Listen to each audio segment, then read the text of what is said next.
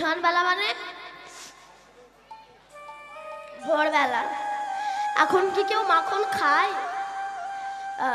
আগে আমি গৃহকর্মের কাজ সারি, তারপর থেকে ননি খেতে দেব। আদুরে গোপাল তো মায়ের কোনো কথাই শুনছে না। না মা, আগে আমাকে খেতে দাও, আর খিদে সহ্য করতে পারছি না, খেতে দাও আগে। মায়ের কোনো কথাই শুনছে না। এদিকে মা গোপালকে বললেন, গোপাল, শুনেছি তুই নাকি নাটুয়া গোপাল। তুই যখন বনে জঙ্গলে ধেনু চড়াতে যাস, তুই নাকি খুব সুন্দর নাচিস। কিন্তু আমি তো তোর মা, আমি তো কোনোদিনও তোর নাচ দেখিনি। তুই একবার আমার সামনে নৃত্য পরিবেশন করে দেখা, কথা দিলাম তোর কর পূর্ণ করে আমি নবনী দেব। একবার নাচে রে রতন মণি,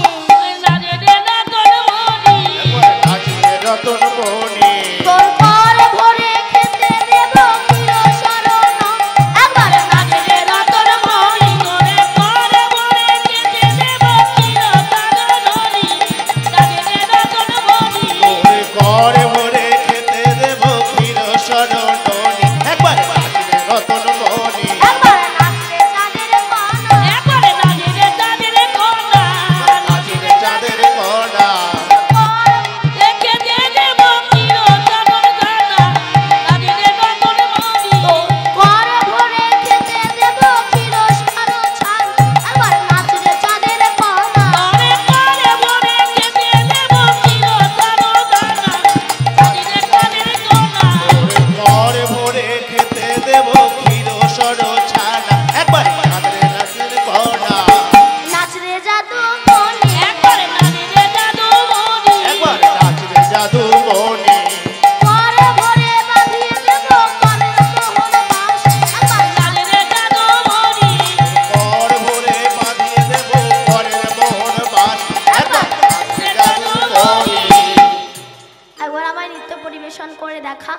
কথা দিলাম তোর কর পূর্ণ করে আমি নবনী দেব।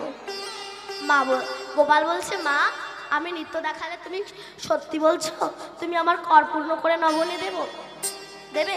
হ্যাঁ রে গোপাল, তোর কর পূর্ণ করে আমি নবনী দেব। একবার আমার নৃত্য পরিবেশন করে দেখা বাবা। মায়ের কথা শুনে গোপাল নৃত্য আরম্ভ করেছে।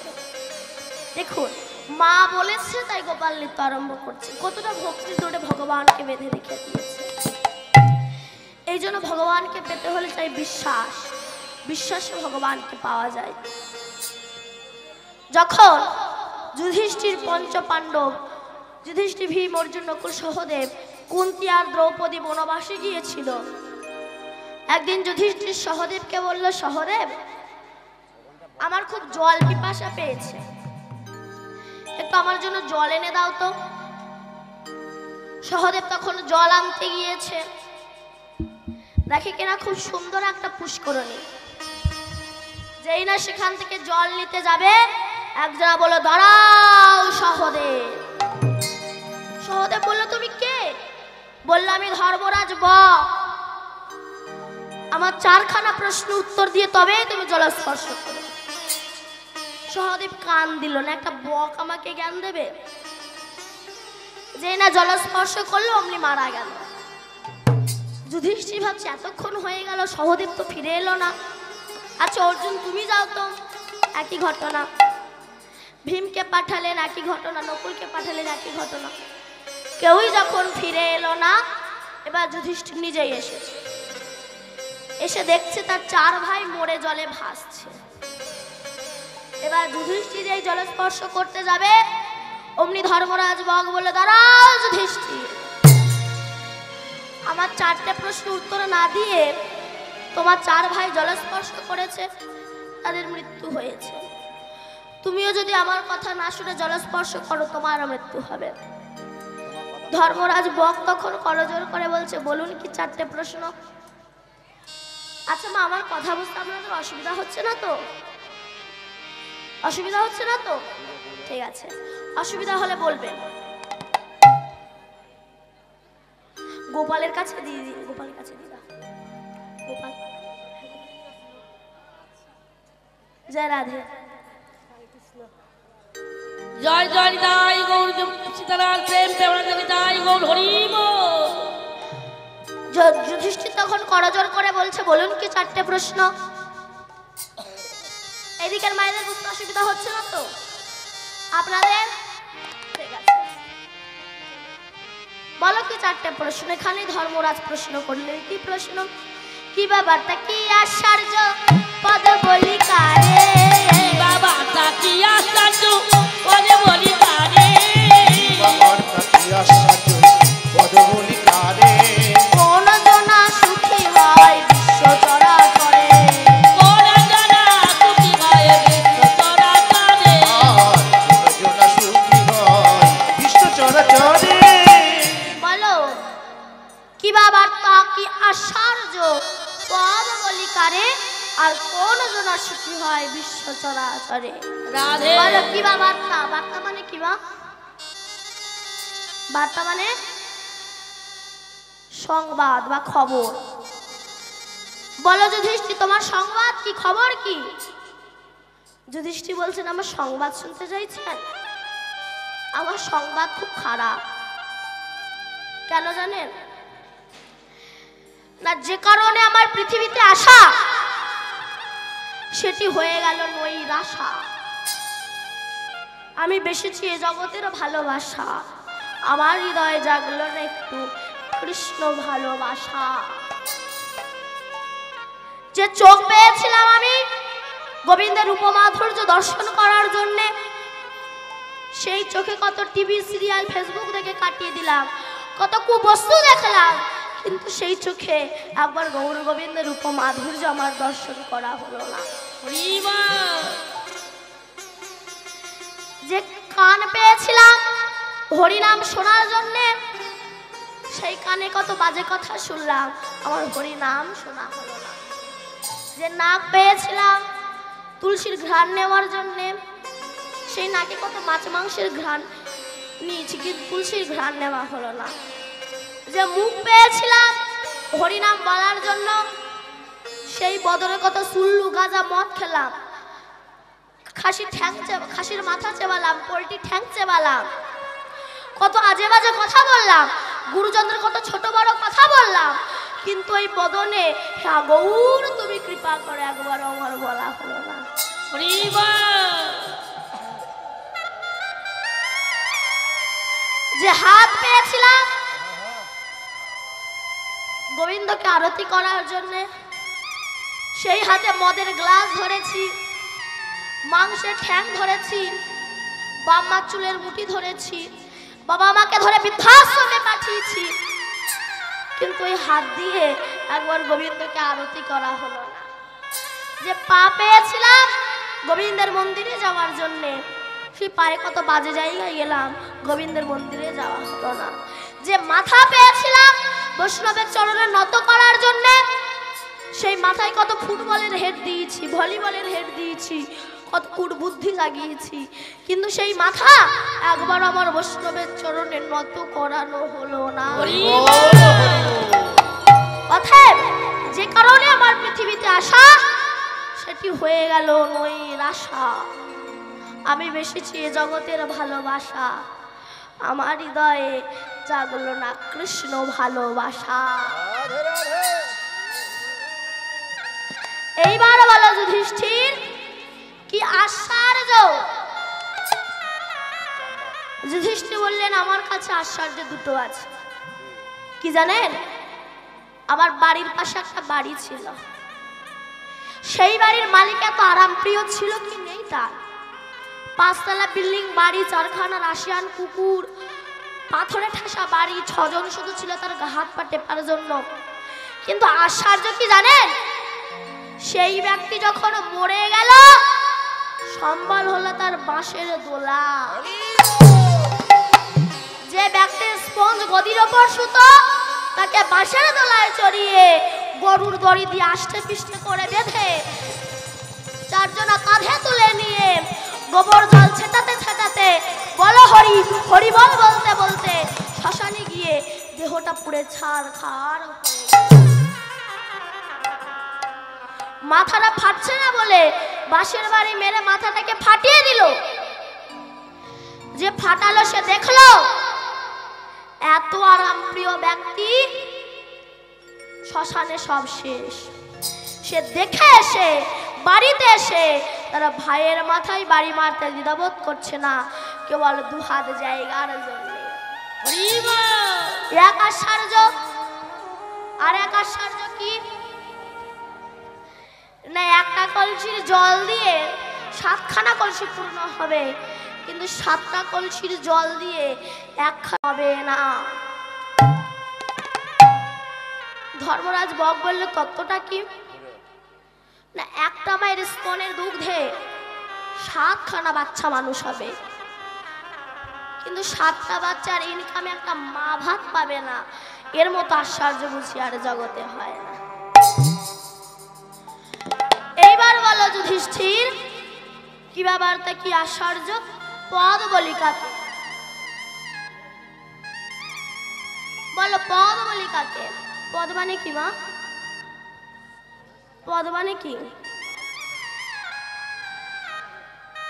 পথ মানে রাস্তা, আর পদ মানে মহাজনস্য গতস্য পন্থা। মহাজন যে পথ অনুসরণ করে গেছে সেই পথ অনুসরণ করি না বলেই তো আমাদের এত দুঃখ কষ্ট জ্বালা যন্ত্রণা। মহাজন বলছে একাদশী অমাবস্যা পূর্ণিমার দিনে মাছ মাংস খেও না, আমরা কি তা মানি? একাদশী অমাবস্যা পূর্ণিমায় যা পায় তাই খায়। অনেকে বলে বাবা প্রতিদিন তো মাছ মাংস খাচ্ছিস, অন্তত একাদশী অমাবস্যা পূর্ণিমার দিনে মাছ মাংস খাস না। তখন সে কি বলে জানেন? আপনি বেশি জানেন, আত্মা ভগবান, আত্মা যা চাই গিলে যাও তাই। তো আত্মা যা চাইবে তোমাকে তাই খেতে হবে। ধরো রাস্তা দিয়ে যাচ্ছ, কোনো ভালো পুরুষ কোনো মহিলাকে দেখেছে, আত্মা বলছে গিয়ে জড়িয়ে ধর, গিয়ে জড়িয়ে ধরবেন, আর পাবলিক যখন ধোলাই দেবে বলবেন মেরো না, আত্মা ভগবান চেয়েছে তাই জড়িয়ে ধরেছি, হবে? আবার অনেকে বলে দেখবেন মন যদি ঠিক থাকে, মন যদি পরিষ্কার হয়, তিলকমালা করার দরকার হয় না। তো তোমাদের মনে যদি অতই বিশ্বাস থাকে,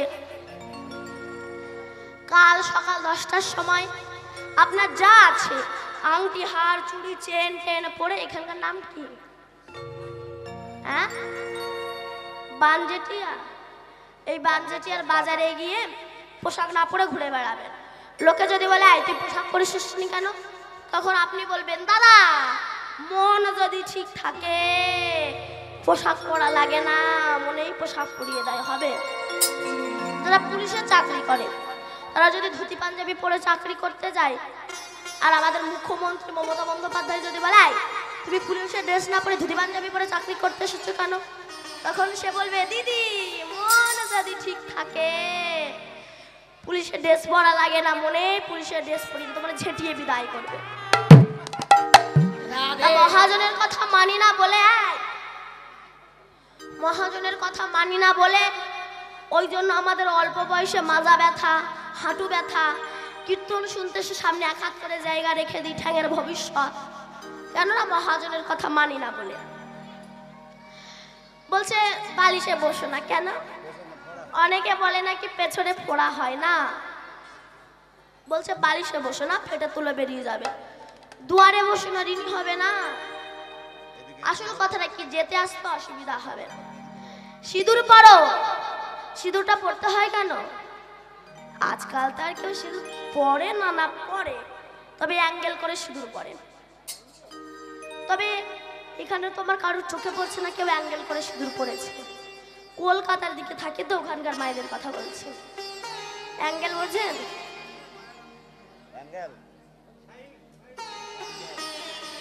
এই যে এখানে এখানে সিঁদুর পরে তার বাবা চোখটা নিয়ে চাপা দিয়ে দেয় কেন বলুন তো?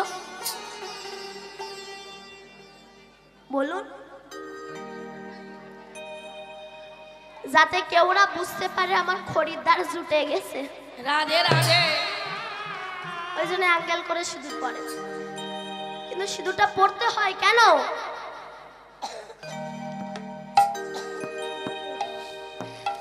সিঁদুরটা পড়তে হয় তার একটাই কারণ, আমার একজন মালিক আছে।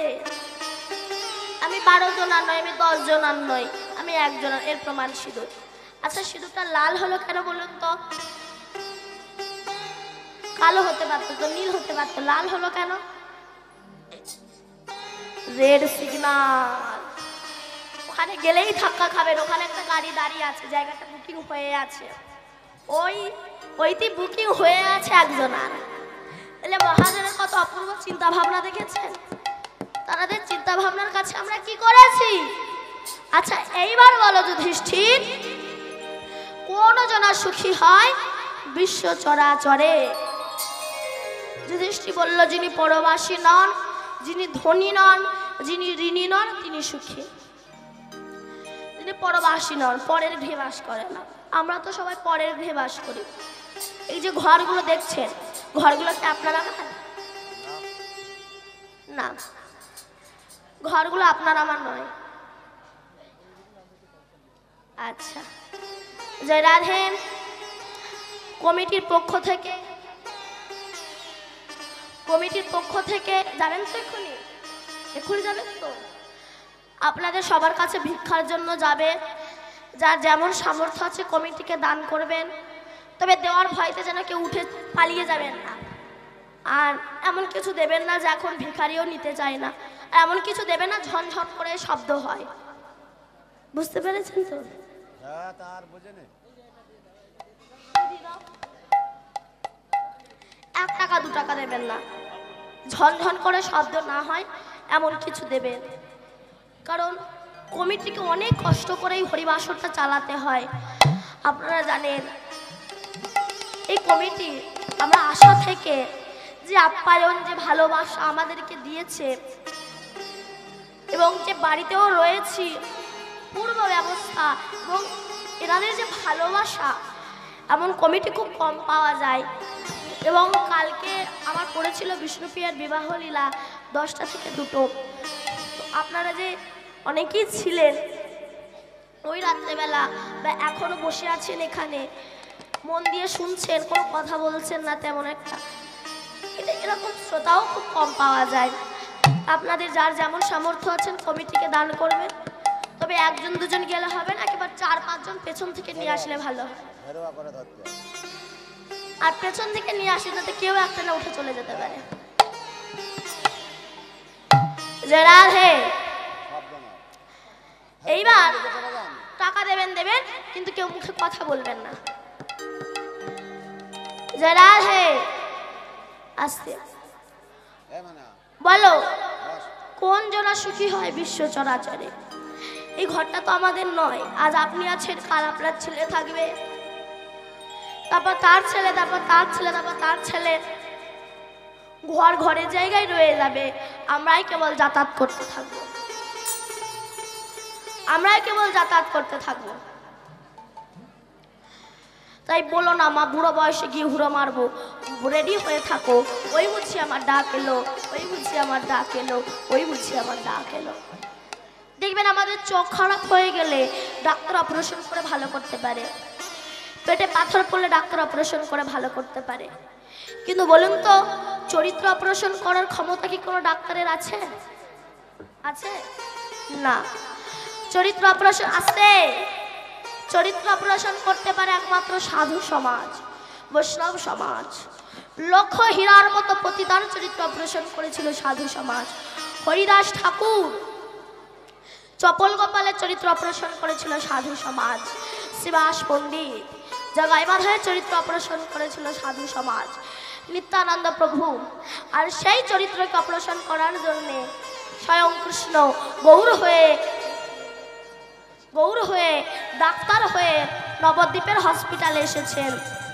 কোনো ইঞ্জেকশন নিয়ে নয়, ঔষধ নিয়ে নয়, এনেছেন কি না হরের নাম, হরের নাম, হরের নাম বকে গলা,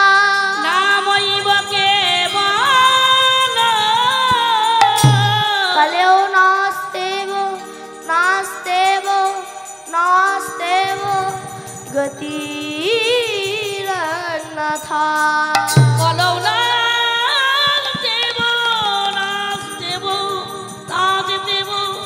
গতি গান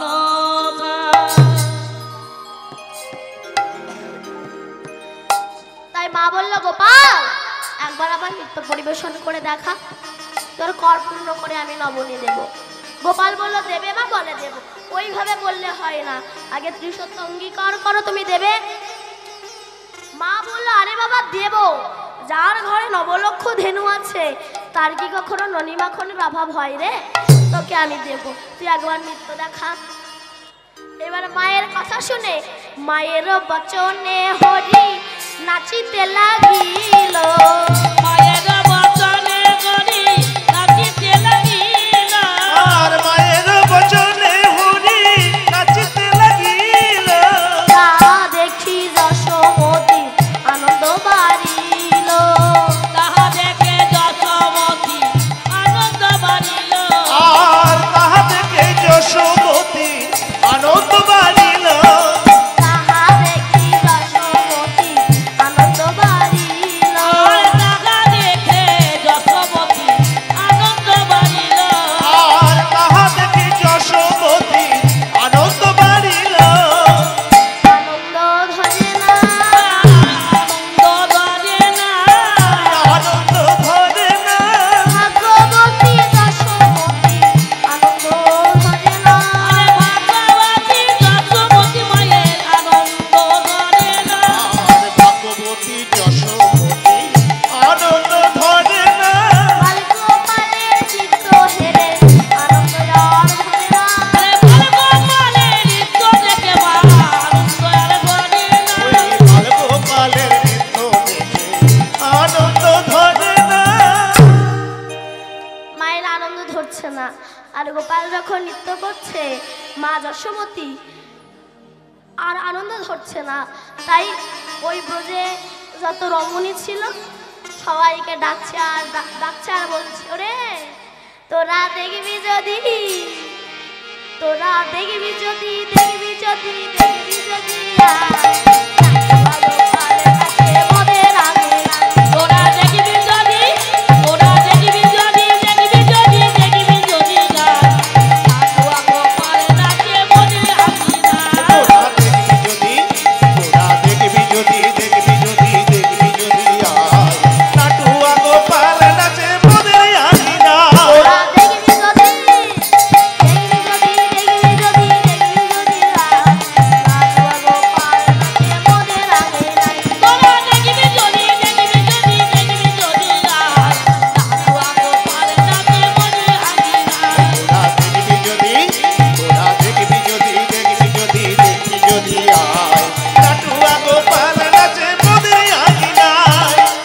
মা যশোমতী গোপালের নৃত্য দেখছে আর গৃহকর্মের কাজ ছাড়ছে, আর মাঝে মাঝে গোপালকে আনন্দ দেওয়ার জন্য মাঝে মাঝে বলছে, তাতা তাতা থইয়া থইয়া বলে নন্দ রানী। তাতা থইয়া থইয়া বলে নন্দ রানী। তাহা তাতা থইয়া থইয়া বলে নন্দ রানী। তাতা তাতা থইয়া থইয়া বলে নন্দ রানী। তাতা থইয়া থইয়া বলে নন্দ রানী। আর তাতা থইয়া থইয়া বলে নন্দ রানী। অঙ্গন বেরিয়া নাচে আমার সোনার জাদুমণি। আমার গঙ্গারিল গারি নইনা নাচে।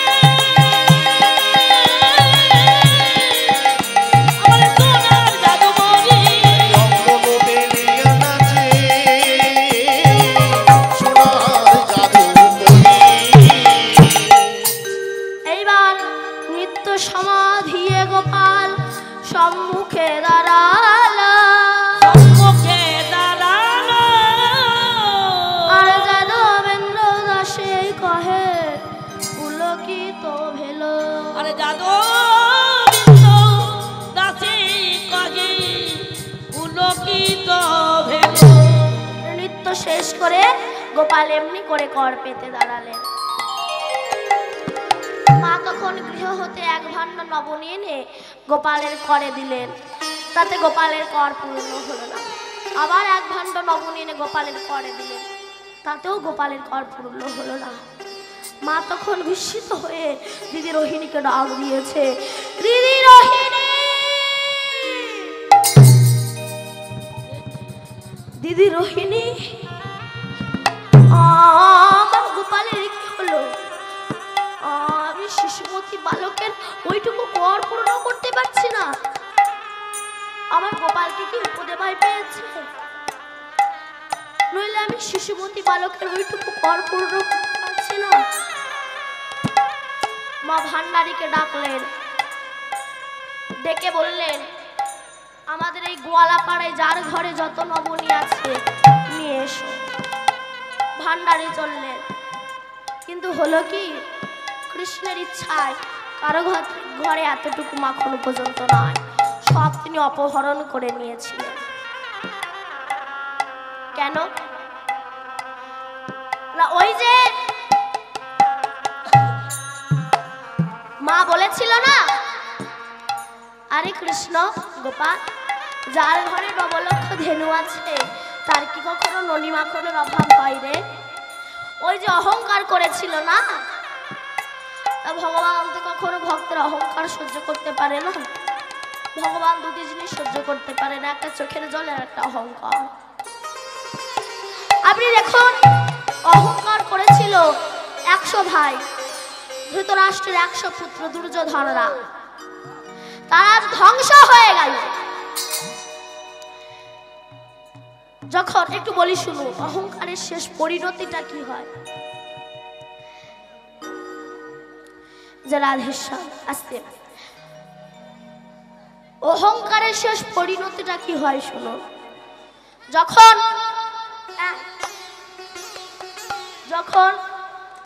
100 ভাই মারা গেল, সেই সময় গান্ধারী 100 বিধবা বৌমাকে সঙ্গে করে নিয়ে, হাতে মশাল নিয়ে কুরুক্ষেত্রের মার দিয়ে যায়, আর বলতে বলতে যায়, ওরে দুর্যোধন,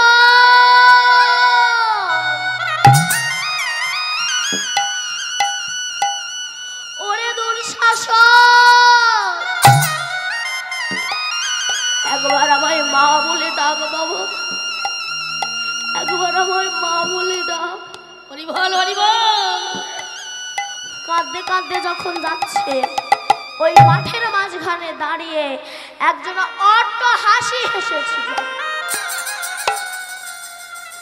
গান্ধারী বলেছিল, কে,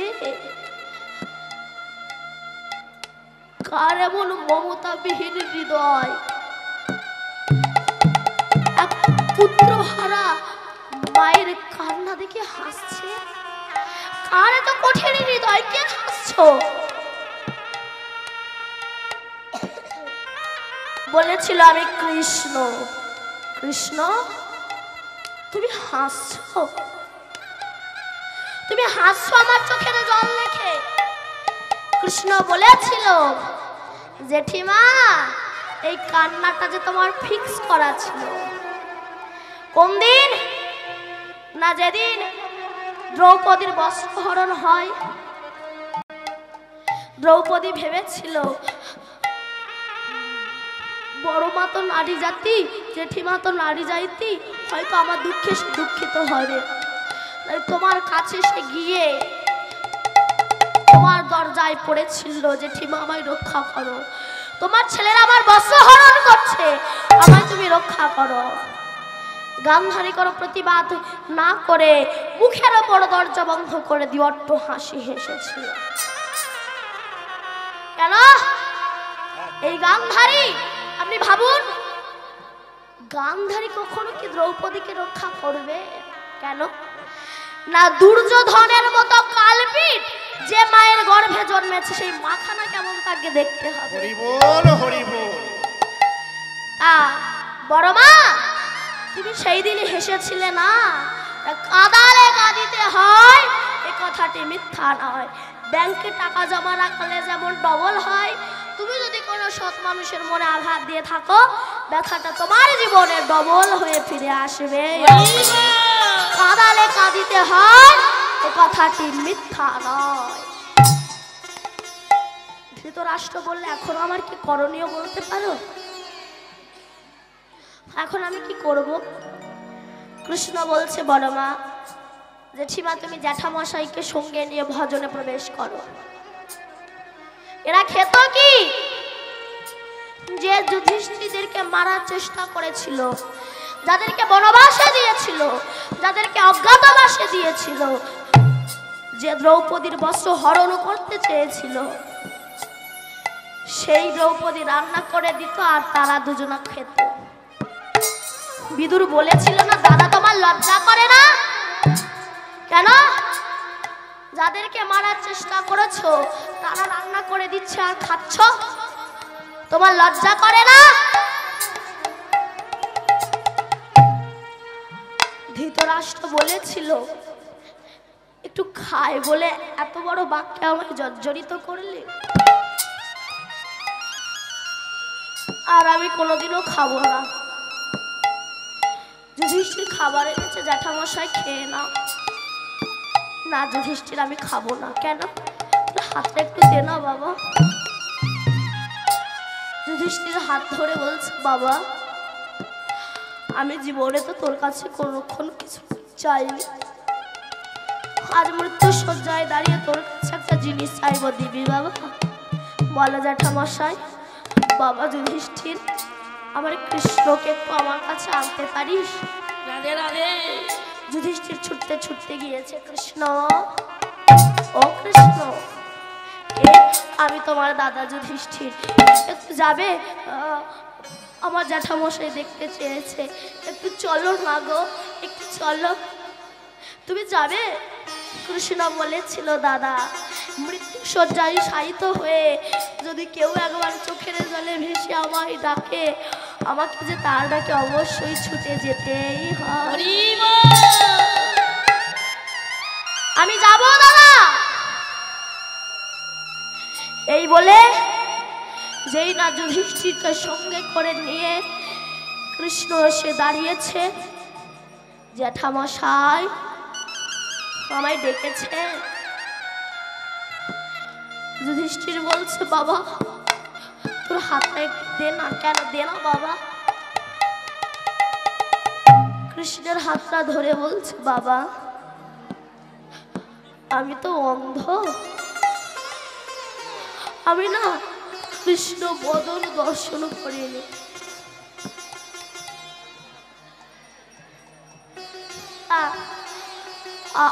আমার নয়ন দুটো একটু ফুরিয়ে দিবি বাবা, আমি প্রাণ ভরে তোর বদনখানে একটু দর্শন করবো।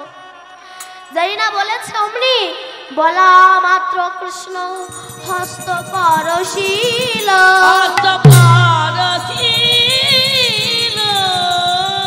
কৃষ্ণের স্পর্শে তখন নয়ন ফিরিয়া পাইল।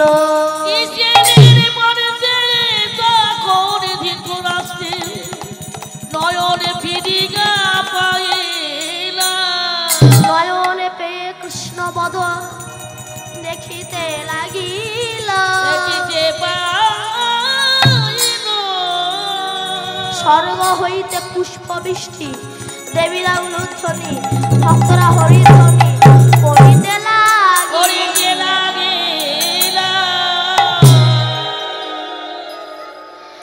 তাই মা অহংকার করেছে না, সেই অহংকারের জন্যে, সেই অহংকারের জন্যে আজ তার ধ্বংস হয়ে গেল, তারা ধ্বংস হয়ে গেল। তাই মা অহংকার করেছিল না। যার ঘরে নবলক্ষ ধেনু আছে তার কি কখনো ননির অভাব হয়? আমি দেব। মায়ের অহংকার ঘোচানোর জন্য গোবিন্দ এমনটা করলেন। এইবার মা তখন দিদি রোহিণীকে বললেন, দিদি আমার গোপালকে তুই একটু ধর, আমি মনে হয় ঠাকুরের কাছে অনেক মনে হয় কোনো অপরাধ করেছি, আমি দেখি তার কাছে গিয়ে। মা গৃহের ভিতরে ঠাকুর ঘরে প্রবেশ করে বেলপত্র নিয়ে যাই না গোপেশ্বর ঠাকুরের শ্রীপাদ পদ্ম অর্পণ করতে যাচ্ছে। দেখা গেল কি না গোপেশ্বর ঠাকুরের শ্রীপাদ পদ্মে গোপাল চরণ দিয়ে দাঁড়িয়েছে। মা বলল, গোপাল তোর মঙ্গল কামনা আমি ঠাকুর ঘরে পূজা করছি আর তুই কিনা তার চরণে চরণ দিয়ে দাঁড়িয়েছিস, সরে যা। গোপাল ছুটছে না। মা তখন জোর করে গোপালকে ধরে ঘরের ভিতরে তালা চাবি মেরে আবার যখন এসে পূজা করছে, দেখি কিনা আবার গোবিন্দ দাঁড়িয়ে আছে, গোপাল দাঁড়িয়ে আছে গোপেশ্বর পুরো শ্রীপাদ পদ্মে চরণ দিয়ে। মা বলল তুই কি করে এলি? বলে তুই তো আমায় ডাকলি তাই তো আমি এসেছি। মা বলল তোকে আমি ডেকেছি? অসভ্য ছেলে, সরে যা। মায়ের কথা শুনে গোপাল তখন কেঁদে কেঁদে বলছে, মা আচ্ছা ঠিক আছে, আমার আশায় যদি তোমার ঠাকুর পূজার ব্যাঘাত হয় তবে তুমি তোমার ঠাকুর নিয়ে ঠাকুর সেজে বসে থাকো। আর আমি কি করব জানো মা? আমি যমুনা পার হয়ে যাব, পরের বাকে মা বলিব। যমুনা পার হয়ে যাব, পরের বাকে মা বলিব। যমুনা পার হয়ে যাব, পরের বাকে মা বলিব। যমুনা পার হয়ে যাব, পরের বাকে মা বলিব। যমুনা পার হয়ে যাব, পরের বাকে মা বলিব। পরের মুরলি বেচে খাব, তোর ঘরে আসবো না মা। পরে মুরলি বেঁচে যাব, তোর ঘরেতে আর আসবো না। যমুনা পার হয়ে যাব, পরের বাকে মা বলিব। আগো যমুনা পার হয়ে যাব, পরের বাকে মা বলিব। যমুনা পার হয়ে যাব, পরের বাকে মা বলিব। পরের মুরলি বেচে খাব, তোর ঘরে আসবো না মা। পরে মুরলি বেঁচে যাব, তোর ঘরেতে আর আসবো না। পরের মুরলি বেচে খাবো, তোর ঘরে আর আসবো না মা। যমুনা পার হয়ে যাব, পরের বাকে মা বলিব। মাগো যমুনা পার হয়ে যাব, পরের বাকে মা বলিব। ও মা, গোপালের কথা শুনে বলছি, গোপাল অমন কথা বলিস না। এই বলে মায়ের মাথায় গোজা ছিল গৌরী পূজার ফুল, সেটা এসে যাই না গোপালের চরণে পড়েছে, অহংকার নেমে গেল। অমনি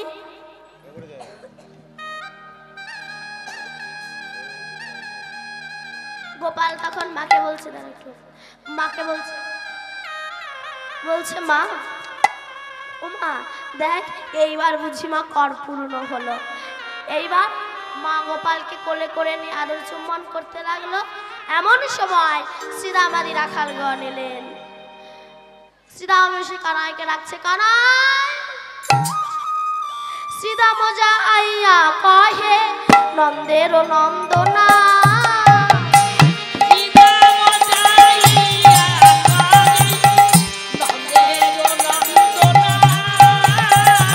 আর শ্রীরাম যাইয়া কহে, নন্দের নন্দনা।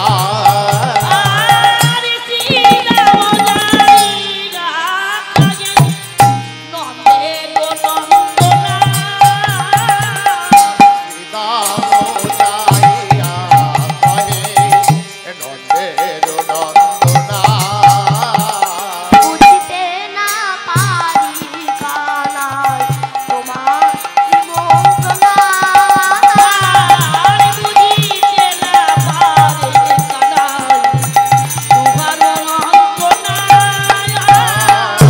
বুঝিতে না পারি কানাই তোমার। তুই কি গোঠে যাবি না ভাই? তুই কি কোঠে যাবি না ভাই? দেখ কত বেলা হলো, তুই কি গোঠে যাবি না ভাই?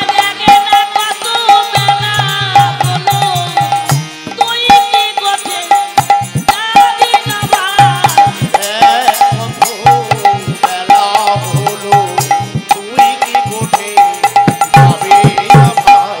কানাই, তুই যে তোর মায়ের কোলে বসে আছিস, তুই যাবি নাকি গোঠে?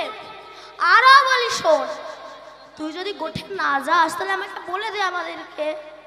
তুই তো মায়ের কোলে বসে আছিস, আর ওদিকে কি হচ্ছে জানিস? তুমি রইলা ঘরে বসে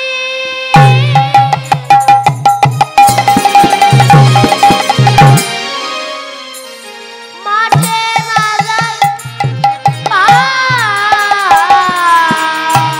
দোহরাই না করে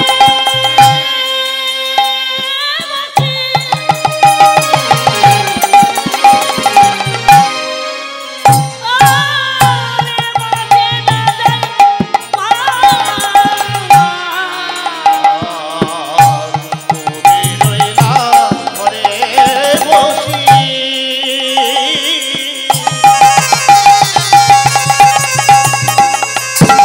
মাঠে যায় না আর উন বাবা হইয়া যাতে ওরা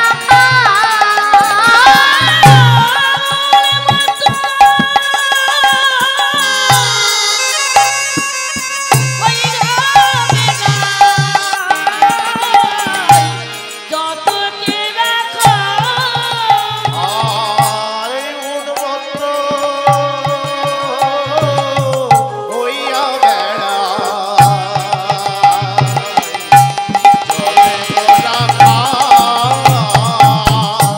তুই যাবি না তাহলে বলে দে আরো বলি শোন আগে যত চালাই ধেনু পাছু পানে ধায় বিহারি ওই চাঁদ বদন না হেরে তোমায় কানাই তুই যদি না গোঠে যাবি তবে তোর ধেনু বৎসগুলো না তোর বদন না দেখলে গোঠের দিকে যেতে চায় না দেখুন বনের পশু কৃষ্ণ বলে কত পশু কৃষ্ণ ভজে গেল কিন্তু আমার মতো ফার্স্ট ক্লাস পশু আমি হরি ভজন করলাম না আপনি দেখুন বনের পশু হনুমান রাম নামে মুগ্ধ হয়ে গিয়েছে কিন্তু আমাদের মতো হনুমান রাম নাম শুনলে আমাদের জয় রাধে রাম নাম শুনলে আমাদের গা হাত পা খিটখিট করে জ্বালা করে কানাই তুই কি গোঠে যাবি না কানাই আচ্ছা দাঁড়া তোকে আরো একটু বলি শোন হ্যাঁ রে রে কানাই ভাই তোর সঙ্গ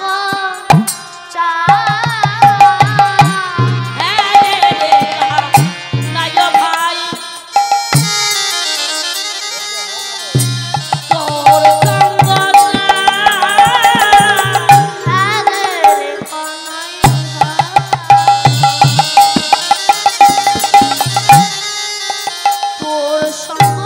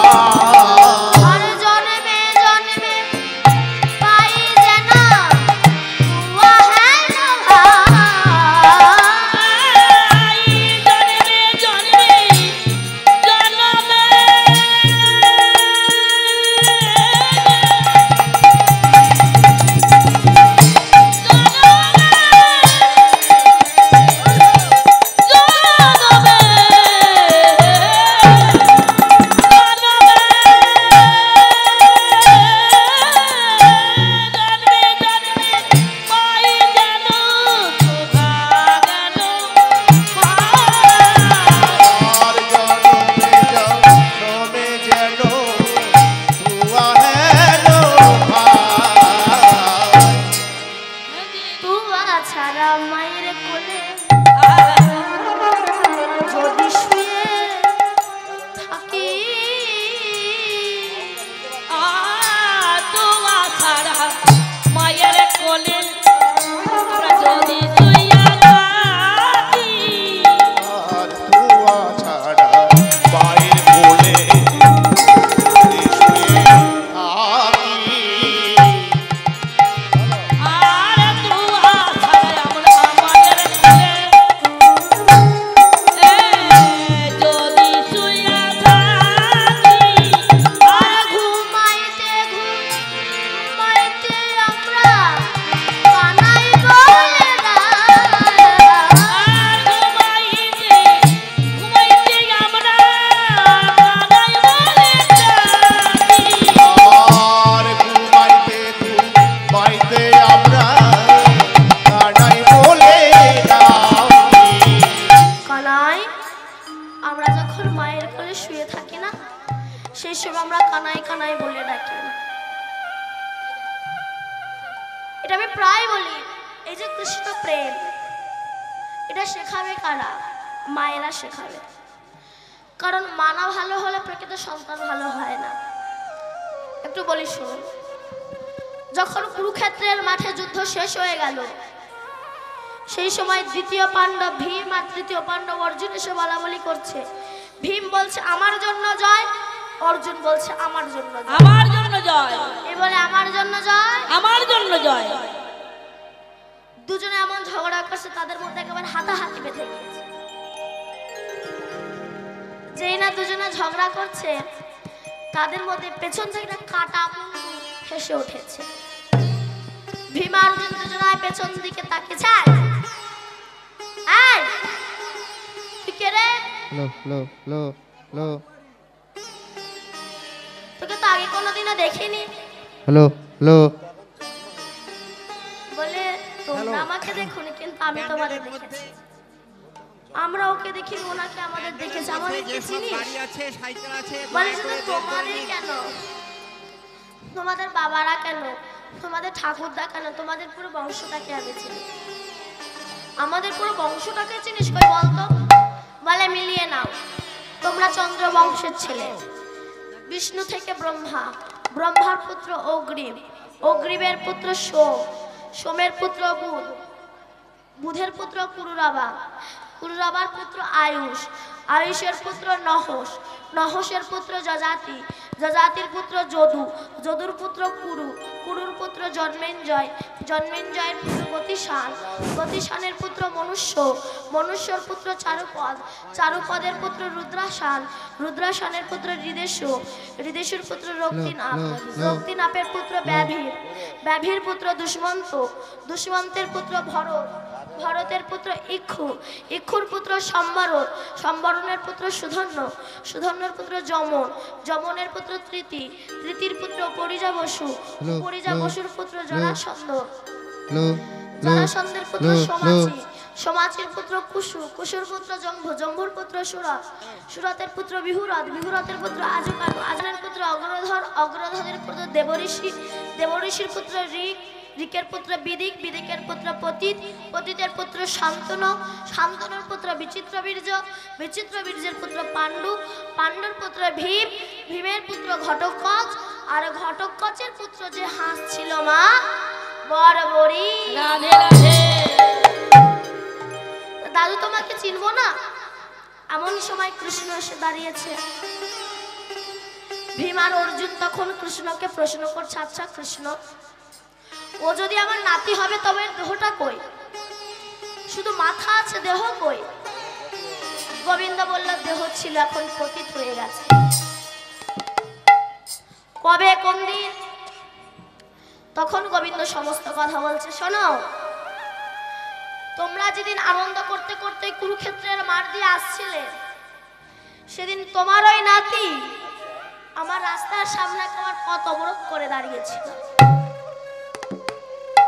তোমার ওই নাতি আমাকে বলেছিল, কৃষ্ণ, একবার যদি আমি কুরুক্ষেত্রের মাঠে নামি, পারবে না তুমি পঞ্চ পাণ্ডবকে জয়ী করে হস্তিনাপুরে ফিরিয়ে নিয়ে যাবে। গোবিন্দ বলল তুই কত বড় বীর প্রমাণ দে।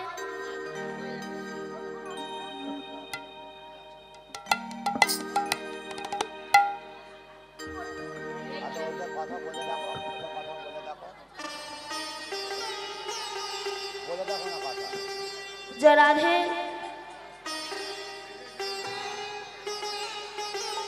তুমি বলো না ওইখানটায় ওটা।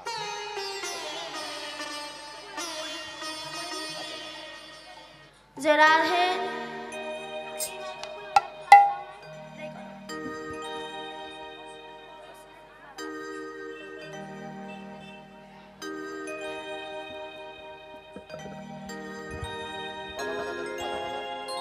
যে রাধে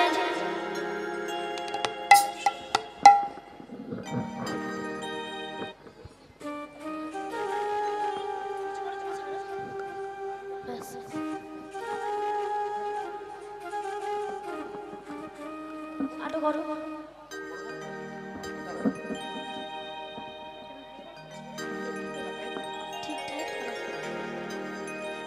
যে রাধে শুনতে পাচ্ছে কিনা সবাই, বুঝতে পারছে কিনা শুনে না। যে রাধেশ্যাম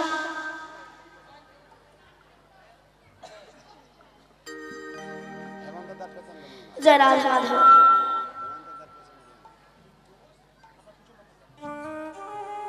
যে রাধে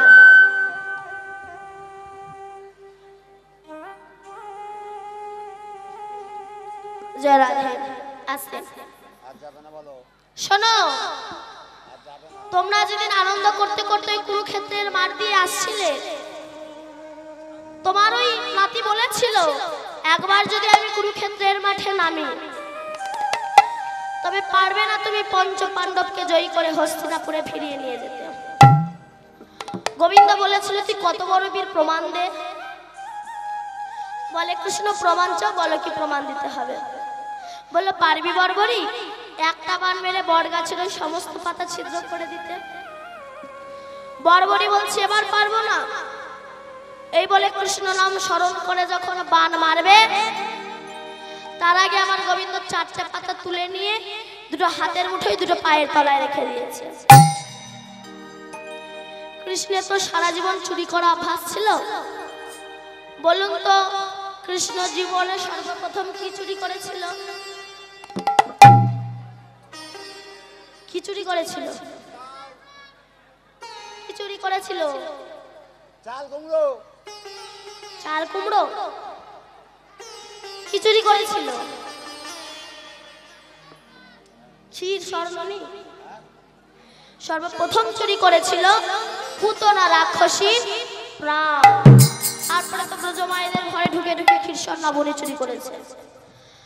চুরি করা অভ্যাস তো, দুটো হাতের মুঠে দুটো পায়ের তলায় রেখে দিয়েছে। এইবার বর্বরী কৃষ্ণ নাম স্মরণ করে বান মেরেছে। যেই না বান মেরেছে বট গাছের পাতা সমস্ত পাতা ছিদ্র হয়ে বান রিটার্ন ফিরে এসেছে। বর্বরী বলে দেখ কৃষ্ণ আমি বট গাছের সমস্ত পাতা ছিদ্র করে দিয়েছি। কৃষ্ণ হাসছে বর্বরী গাছের পাতা ছিদ্র করলি এখনো চারটে পাতা ছিদ্র করতে পারলি না। বর্বরী বলছে কৃষ্ণ হেসো না, আগে হাত দুটো খুলে দেখো পাতা ছিদ্র হলো কিনা, পা দুটো নড়ি দেখো পাতা ছিদ্র হলো কিনা। যেই না আমার গোবিন্দ করুণার হাত দুটো খুলেছে দেখছে হাতের দুটো পাতা ছিদ্র হয়ে গিয়েছে। পা নড়ি দেখি কিনা পায়ের দুটো পাতাও ছিদ্র হয়ে গিয়েছে। বর্বরী তুই করলি কি করে? বর্বরী বলছে কৃষ্ণ ওই গাছের পাতা ছিদ্র করে আমার বান যখন তোর কাছে গিয়েছিল না তুই ভয়তে হাত দুটো খুলে দিয়েছিলি, আমার বান তোর হাতের দুটো পাতাকে ছিদ্র করে দিয়েছে। আমার বান যখন তোকে প্রণাম করতে গেল তুই ভয়তে পাতা নাড়িয়ে নিয়েছিস, আমার বান তোর পায়ের দুটো পাতাকেও ছিদ্র করে দিয়েছে। গোবিন্দ ভাবে একে তো কুরুক্ষেত্রের মাঠে নামতে দিলে হবে না। বর্বরী মাঠে যুদ্ধ করার আগে আগে আমার সঙ্গে যুদ্ধ কর। বর্বরী বলছেন এই যুদ্ধ কর। যুদ্ধ করার আরম্ভের প্রারম্ভে গোবিন্দ বলল আচ্ছা বর্বরী তোকে একটা প্রশ্ন করি, তোর দাদু যদি ভীম হয় তুই তার পক্ষে না গিয়ে শত্রু পক্ষে গেলি কেন? বড়বড়ি বলছে কৃষ্ণ সৌতর পরে বলবো, আগে যুদ্ধ কর। যুদ্ধ শুরু হলো। এমন সময় আমার গোবিন্দ সুদর্শন চক্র আহ্বান করে বড়বড়ির গলা থেকে দ্বিখণ্ডিত করে দিল। তখন বড়বড়ির ওই কাটা মুন্ডুটা কুরুক্ষেত্রের ধুলায় গড়াগড়ি যায় আর রাখে কৃষ্ণ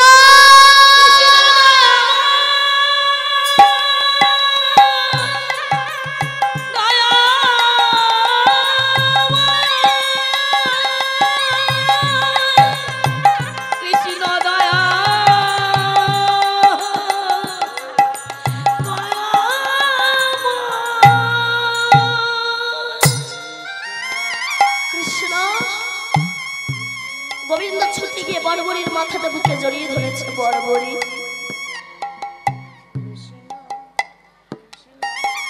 তুই কৃষ্ণ ভক্ত আগে কেন বললি না? বড়বড়ি বলছি যদি বলতাম আমার দেহটা তো তোর সেবায় লাগতো না। তখন বড়বড়ি বলেছিল কৃষ্ণ তুই বলেছিলি না আমি দাদুদের দলে না গিয়ে শত্রুর পক্ষে গেলাম কেন? জানিস আমার মা আমাকে প্রতিদিন বলতো বড়বড়ি যুদ্ধ যদি তোকে কোনোদিনও করতেই হয় তোর দাদুরা যে পক্ষে যাবে সেই পক্ষে যাবি না, শত্রু পক্ষে যাবি। আমি আমার মাকে প্রশ্ন করেছিলাম মা দাদুদের দলে না গিয়ে শত্রু পক্ষে যাব কেন? আমার মা বলেছিল যদি শত্রু পক্ষে যাস আর মরণও যদি হয় তোর দাদুদের হাতে হবে। আর তোর দাদুরা হলো কৃষ্ণ ভক্ত, আর কৃষ্ণ ভক্তের হাতে যদি একবার মৃত্যু হয় তোকে আর এই রাক্ষস কুলে আসতে হবে না। তুই নিতাই গৌর হরিবল বলে গোবিন্দের চরণের তাই এদিকে শ্রীরাম যখন কানাইয়ের সঙ্গে কথা বলছে আর ওদিকে কি হয়েছে জানে বাজত সব গোঠো বাজন সাজত বলবীরে বাজত সব গোঠো বাজন সাজত বলবীরে বাজত সবে গোঠো বাজনা সাজত বলবীরে বাজত সব গোঠো বাজন সাজত বলবীরে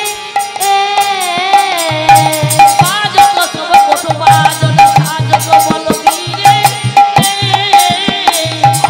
বাজত সবে গোঠো বাজনা সাজত বলবীরে মদে ঘুরে নিত নয়ন যুগল পাগলা টপটি শিরে আর মদে ঘুরে নিত নয়ন যুগল পাগল টপটি শিরে মদে ঘুরে নিত নয়ন যুগল পাগলা টপটি শিরে আর ঘুরে নিত নয়ন যুগল পাগল টপটি শিরে বাজনা বাজে বাজনা বাজে বাজনা বাজে গোঠো যাত্রার বাজনা বাজে এই কোঠো যাত্রারে বাজনা বাজে গগনে অধিক মেলা দেখে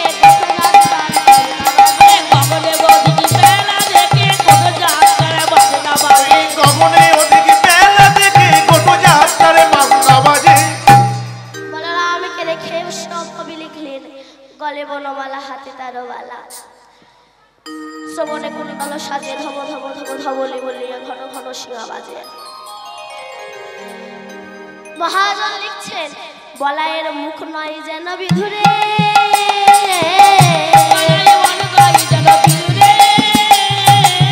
বলয়ের বুক নয় যেন বিহুরে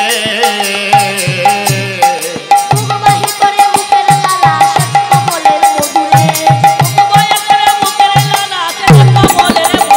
আর বুক বাহি পড়ে মুখের নালা শ্বেত কমলের পুকুরে আর মুখবাহী করে মুখের লালা শ্বেত কমলের মধুরে আর বুক বাহি পড়ে মুখের নালা শ্বেত কমলের মধুরে মনে হচ্ছে ওই বলাইয়ের গাল থেকে যে নালা পড়ছে না, দেখে যেন মনে হচ্ছে শ্বেত পদ্ম হতে মধু ঝরিছে। মধু ঝরিছে, মধু ঝরিছে, শ্বেত পদ্ম মধু ঝরিছে, মধু ঝরিছে, শ্বেত পদ্ম মধু ঝরিছে, গলায় যত তত করে মধু ঝরিছে। গজে তত বলে মধু ঝরিছে। গলায় যত তত করে মধু ঝরিছে। এবার শ্রীরাম কানাইয়ের সঙ্গে কথা বলছে, আর বলাই কানাইয়ের কাছে আসছে। তো আস্তে আস্তে এমন সময় কি দেখলো, আপন তনু ছাই আর হেরি রোখা শহর। আপন তরি সাগরে রক্ত বেচে গো। আপন তনু ছায়ার মুখাবে শোভন। ওহো বলি পাছারে অঙ্গলি ঘনবে, ও হো বলি পাত্তর বলি কোলে গাম বলি যে। আর হো হো বলি কত ছাড়ো বলি অঙ্গলি ঘন দেই। পরের পাছনি কক্ষে নাকি রাঙা ঝুলি গায়ে মাখে। পরের পাথরি কক্ষ বসে রাঙা গুলি মাকে। আর পরের পাচনি কক্ষে রাঙাগুলি গায়ে মাখে। কানাই বলিয়া ঘন ঘন ঘন ডাকে। কাকা কাকা কানাইয়া বলিয়া ঘন ঘন ঘন ডাকে। আর কাকা কানাই বলিয়া ঘন ঘন ঘন ডাকে। মারবি নাকি মারবি নাকি, আয়, মারবি নাকি, মারবি নাকি মারবি নাকি, মারবি নাকি, একা পেয়ে মারবি। আমায় একটা পেয়ে মারবি নাকি। আমায় একা পেয়ে মারবি নাকি। আমার সাথে ভাই কানাই আছে, একা পেয়ে মারবি নাকি। আমার সাথে কানাই আছে একটা পেয়ে মারবি নাকি। আমার সাথে কানাই আছে একা পেয়ে মারবি নাকি। কানাই আসলে মজা দেখাবো, একা পেয়ে মারবি নাকি। এই কানাই আসলে মজা দেখাবে একা পেয়ে মারবি ওই নাকি। কানাই আসলে মজা দেখাবো একা পেয়ে মারবি নাকি।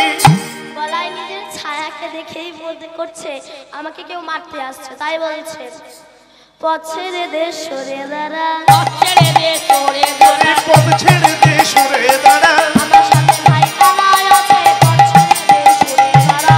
আমার ভাই কানাই আছে পথ ছেড়ে দে সরে দাঁড়া। আমার সাথে কানাই আছে পথ ছেড়ে দে সরে দাঁড়া। আর শ্রীরাম মাকে বলছে, মা এবার গোপালকে বিদায় দাও, গোপালকে নিয়ে এবার আমরা যাব, বিদায় দাও। মা বিদায় দিতে চাইছে না গোপালকে, কিন্তু শ্রীরাম বলছে, মা একবার বিদায় দাও মা।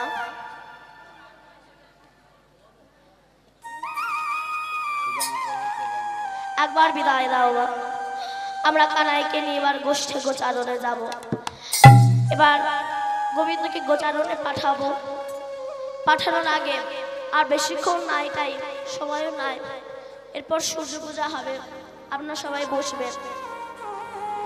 তো লীলা শেষ করার আগে আমি একটা ভক্ত কাহিনী বলবো, তারপর লীলাটা আমরা শেষ করব। আস্তে দুর্যোধন যখন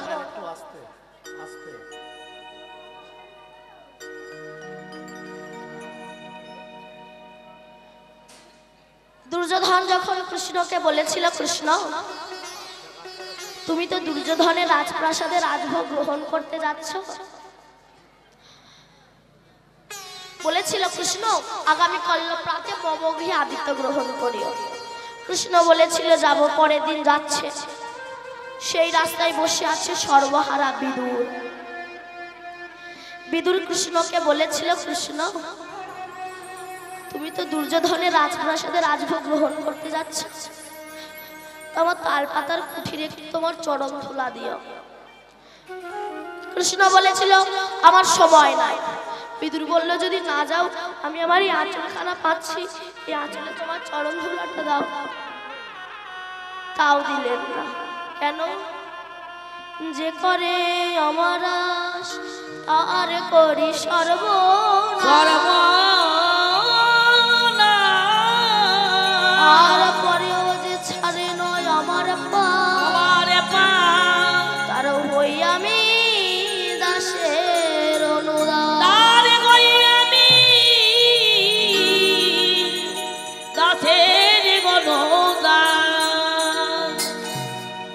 তাও দিলেন না। এসেছে। পরাশরী বলল, স্বামী কৃষ্ণ আসেনি? বলল, না। আমি কত করে কৃষ্ণকে বললাম একবার অন্তত চলো, গেল না। আমি বললাম যদি না যাও আমার আঁচলে তোমার চরণ ধুলাটা দাও, তাও দিলেন না। বিদুর বলল, স্বামী জয় জয় শ্রীগুরু নিতাই গৌ শীতনাথ ব্রহ্মানন্দে হরি হরি বল। পরাশরী বলল, স্বামী আপনি কোনোদিনও আর ওই কৃষ্ণকে ডাকতে যাবেন না। কৃষ্ণের যদি ইচ্ছা হয় কৃষ্ণ নিজে আসবে, কিন্তু আপনি কোনোদিনও আর ডাকতে যাবেন না। দৃঢ় প্রতিজ্ঞা করলেন বিদুর। বিদুর স্নান করতে গিয়েছে, শত সহস্র ছিদ্র একটা কাপড়, নাভি পর্যন্ত সরোবরে দাঁড়িয়ে স্নান করছে। আর ডাকার মতো ডাক যদি হয় আমার গোবিন্দ কি না এসে থাকতে পারে? হরি বল হরি বল। গোবিন্দ এসে ডাক দিচ্ছে, ও পিসিমা। কে? আমি কৃষ্ণ। এসেছিস বাবা? আয় আয় আয়। তোকে আমি কোথায় বসতে দিই বলতো বাবা? বসতে দেওয়ার মতো জায়গাটুকুও তো আমার কাছে নাই। হরি বল হরি বল। আমি কোথায় থেকে বসতে দেব বল? কৃষ্ণ বলল, পিসিমা বসবো না, আমার না খুব খিদে পেয়েছে, একটু খেতে দেবে? রাধে রাধে। পরাশরী তখন ছুটতে ছুটতে ঘরের ভিতরে গিয়ে দেখলো একটা কলা পড়ে আছে। পরাশরী ওই কলাটাকে তুলে কৃষ্ণের কাছে এসে খোসাটা ছাড়িয়ে শ্বাসটা ফেলে দিয়ে খোসাটা কৃষ্ণের মুখে ধরে বলছে, কৃষ্ণ খাও। কতটা প্রেম, কতটা ভালোবাসা। ওদিকে বিদুরের কানে খবর গেল তোমার ঘরে কৃষ্ণ এসেছে। যেই না শুনেছে অমনি বিদুর কাপড় নিংড়াচ্ছিল তো উলঙ্গ হয়ে, যেই শুনেছে তোমার ঘরে কৃষ্ণ এসেছে, কাপড়টা নিংড়াতে নিংড়াতে উলঙ্গ অবস্থায় কৃষ্ণের সম্মুখে এসে দাঁড়িয়েছে। এসে দেখলো পরাশরী কৃষ্ণকে কলার খোসা খাওয়াচ্ছে। গোবিন্দ বলল, পরাশরী তুমি কি পাগলিনী হয়েছ? কেন? এতদিন পরে আমার ঘরে আমার কৃষ্ণ এলো, রাধে রাধে। আর তুমি তাকে কলার খোসা খাওয়াচ্ছ? তুমি কি পাগলিনী হয়েছ? পরাশরী বলছে, আমি নাই পাগলিনী হয়েছে, তুমি কি হয়েছ? কাপড়টুকুও পরে আসার সময় পেলে না? রাধে রাধে। বিদুর তখন বলছে, হে কৃষ্ণ, নিজের দেহের ব্যথায় যেমন বস্ত্রে ঠিক থাকে না, তেমনি কৃষ্ণ ব্যাধি যার একবার হৃদয়ে জেগেছে তার লজ্জা শরমের ভয় থাকে হরি না। বল। তুমি তো জানো যে পাঁচতলা বাড়িতে জন্মগ্রহণ করে সে উলঙ্গ হয়ে জন্মগ্রহণ করে, রাধে রাধে। যে পাঁচতলা বাড়ি থেকে চলে যায় সে উলঙ্গ হয়ে চলে যায়। রিক্সা চালিয়ে খায়, সে ঘর থেকে কেউ যদি যায় সে উলঙ্গ হয়ে যায়। সে ঘরে কেউ যদি জন্মগ্রহণ করে সে উলঙ্গ হয়ে জন্মগ্রহণ করে। তাহলে যাওয়া আসার রাস্তাটা তো উলঙ্গ, মাঝখানে কটা দিন বেশভূষণে সুসজ্জিত হয়। তাই হে কৃষ্ণ, তুমি আমায় আশীর্বাদ করো, যতবার আমি পৃথিবীতে জন্মগ্রহণ করব আমি যেন কামনা বাসনার বসন খুলে ফেলে মুক্ত অঙ্গে রাস্তায় রাস্তায় হা কৃষ্ণ বলে বেড়াতে পারি। হরি বল। কিন্তু জানো কৃষ্ণ, যে দুর্যোধন, যে দুঃশাসনকে আমি নিজে হাতে করে মানুষ করেছিলাম, সেই দুর্যোধন, সেই দুঃশাসন সবার অর্থের লোভে আমাকে কত অপমান করেছে। তাই আমি তোমার চরণ ছাড়া ইহজগতে আর কিছু পেতে চাই না। তাই জগতে আমাদের তো একদিন না একদিন চলে যেতেই হবে। আর এখন আমাকে আপনাদের ছেড়ে চলে যেতে হবে। আমার সময় হয়ে এসেছে। আপনাদের ছেড়ে চলে যাওয়ার আগে আপনাদের কাছে সন্তানের মতো করে একটা ভিক্ষা চাইব। যদি যে কোনো সন্তান মনে করে দেন, নিজেকে বড় ধন্য বলে মনে করতে পারি।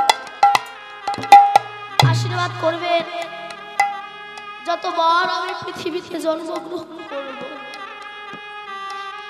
আজ যাদের জন্য আমি কৃষ্ণ নাম বলতে পারছি, বা এমন ভক্তদের আশীর্বাদ আমার মাথায় পড়ছে, জানাদের জন্য আসতে পেরেছে, তারা হলেন আমার পিতা এবং মাতা। আশীর্বাদ করবেন আমি যেন এমন কৃষ্ণ ভক্ত মাতৃগর্ভে আসতে পারি, আর এমন যেন কৃষ্ণ ভক্ত পিতার কাছে আসতে পারি। আর একটা আশীর্বাদ করবেন, যত আর পৃথিবীতে জন্মগ্রহণ করব, আমি যেন এমন ভক্ত সম্মুখে হরি কথা কৃষ্ণ কথা বলতে পারি, এই আশীর্বাদটা করবেন। আর একটা শেষ চাওয়া আমার আছে, আশীর্বাদ করবেন যেদিন আমার প্রাণ পাখিটা উড়ে যাবে, আশীর্বাদ করবেন সেদিন যেন আমি গোবিন্দের ওই রূপ মাধুর্য দর্শন করতে করতে, কৃষ্ণ নাম বলতে বলতে, গোবিন্দের চরণ হৃদয়ে ধরে আমার যেন ওই প্রাণ পাখিটা উড়ে যায়। এই যাওয়ার আগে আপনাদের কাছ থেকে চেয়ে নিয়ে যাব। যাবার বেলা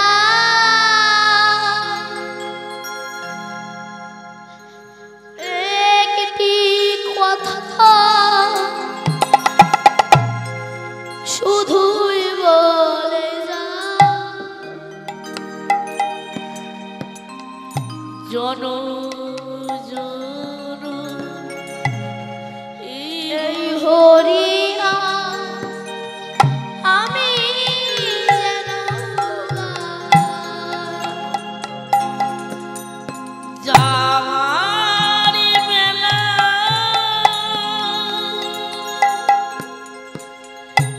একটি কথা শুধু বলে যায়, জনম জনম এই হরি নাম আমি যেন পাই। যেদিন আমি থাকবো না আর, যাব দূরে, সাজের প্রদীপ জ্বালিয়ে দিও কৃষ্ণ নামের সুরে। যেদিন আমি থাকিব না, যাব বহু দূরে, সাজের প্রদীপ জ্বালিয়ে দিও কৃষ্ণ নামের সুরে। আমি চলে যাই, শুধুই বলে যাই, আমি চলে যাই, শুধু বলে যাই, তোমাদের সবার ক্ষমার মাঝে যেন ঠাই। আমি খাই তোমাদের সবার ক্ষমা জানি মা।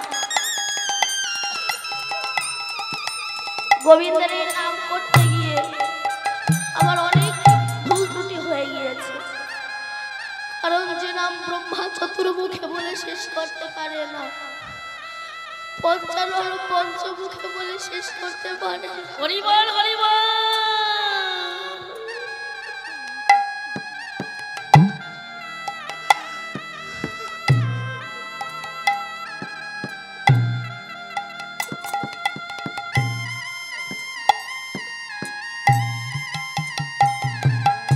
সে নাম আমার মতো অধম হরি বল। অনুমতি দিয়েছে।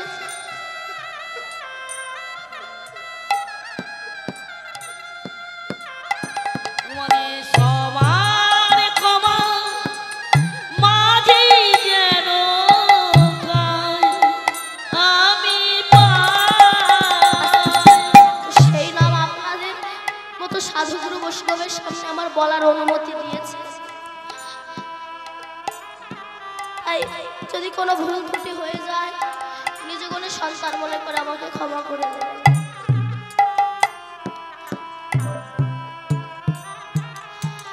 তোমাদের সবার ক্ষমা মাঝে যেন হরিব পাই আমি ঠাই। তোমাদের সবার ক্ষমা মাঝে যেন গাই আমি পাই। আমি চলে যাই, আমি চলে যাই, আমি চলে যাই।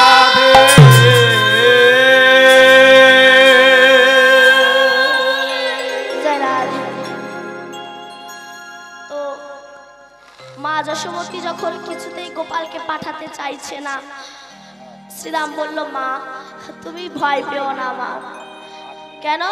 শ্রীরাম কহিছে বাণী শুনো মা গ্রন্থ রানী।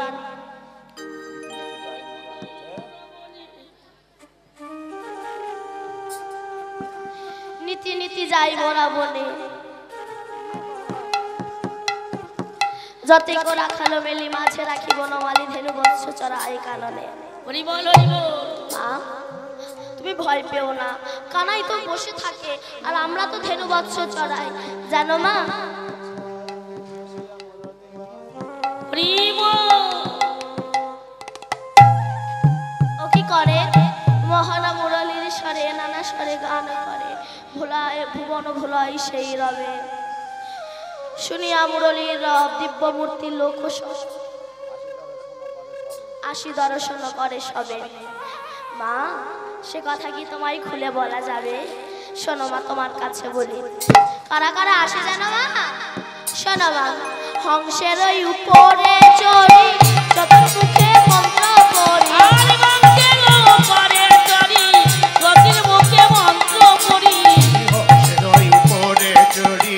চতুর্মুখে মন্ত্র পড়ে সব করে কানায়ের তার পাশে। বাবা সবে করে কানায় চারি পাশে মা। করে কানায় চারি পাশে। সব করে কানায়ের চার পাশে। বাবা সবে করে কানায় চারি পাশে। করে কানায় চারি পাশে সব করে কানায় চারি পাশে। মা শোনো, কে ইনি? আপনারা বললেন হংসের উপরে চলে আসে চারখানা মুখ। কে? কোন দেবতা? চারখানা মুখ কার? কার বলো? ব্রহ্মা। ব্রহ্মা। সেই একটা বুড়ো আসে, তারপরে জানো মা আর কে আসে? শোনো বলি।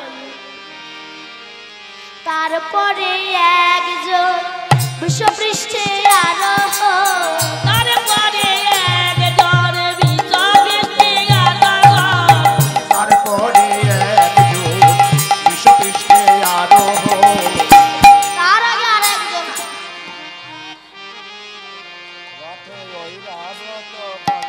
তার আগে আর একজন আসে, কে? তারপরে এক রথ ঐরাবতে বজ্র হাতে, তারপরে এক রাতে ঐরাবত বজ্র গাথে।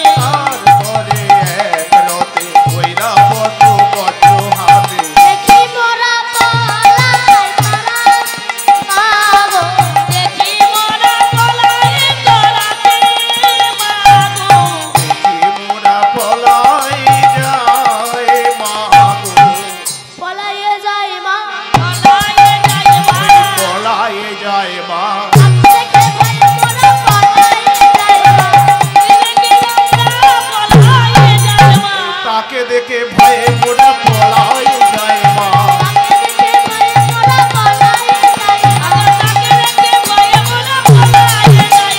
তাকে দেখে ভয়ে মোরা পলাই যায় মা তারপরে একজন আসে, তার সর্বঙ্গে চোখ। কে? ইন্দ্রদেব। আস্তে। তারপরে আরো একজন আসে, কে জানো মা? তারপরে একজন বিশ্বপৃষ্ঠে আরো তারপরে একজন বিশ্বকৃষ্ণে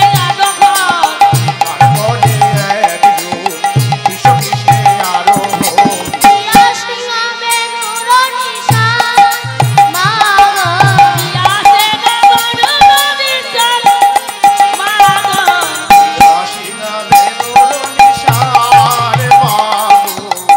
রে জটা তিলচন বসে অঙ্গে বিভূষণ